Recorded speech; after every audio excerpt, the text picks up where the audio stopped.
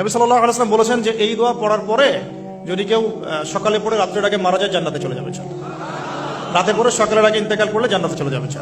আর আমার সাথে বলবেন আল্লাহুম্মা আনতা রাব্বি লা ইলাহা ইল্লা আনতা খালাকতানি আনা আবদুক ওয়া আনা আলা আহদিক ওয়া ওয়া'দিকা মাসতাতা'ত আউযু বিকা মিন শাররি মা সানা'ত আবুউ লাক বিনি'মাতিকা আলাই ওয়া আবুউ বিযানবি ফাগফির লি ফাইন্নাহু লা ইয়াগফিরু যুনুবা ইল্লা আনতা।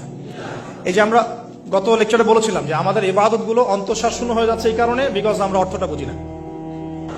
কি পড়লাম? আল্লাহ পাক বলছেন, নবী সাল্লাল্লাহু আলাইহি ওয়াসাল্লাম বলছেন আল্লাহুম্মা হে আল্লাহ আনতা রাব্বি, আল্লাহ তুমি আমার রব, খালাকতানি তুমি আমাকে সৃষ্টি করেছো, আনা আবদুক আমি তোমার বান্দা, আনা আলা আহদিকা আমি তোমার সাথে যে অঙ্গীকার করেছি এর উপরে আছি, মাসতাতা থাকার চেষ্টা করছি, আমি সাধ্যমতো থাকার চেষ্টা করছি, আবুউ লাকা বিনি'মাতিকা আলাই আমার উপরে আমার যে উপরে তুমি যে নিয়ামত দিয়েছো আল্লাহ এগুলো আমি স্বীকার করছি।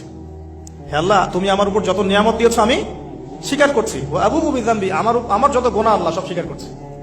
এভাবে যদি বান্দা আল্লাহর কাছে দোয়া করে আল্লাহ মাফ করবেন না? সুবহানাল্লাহ।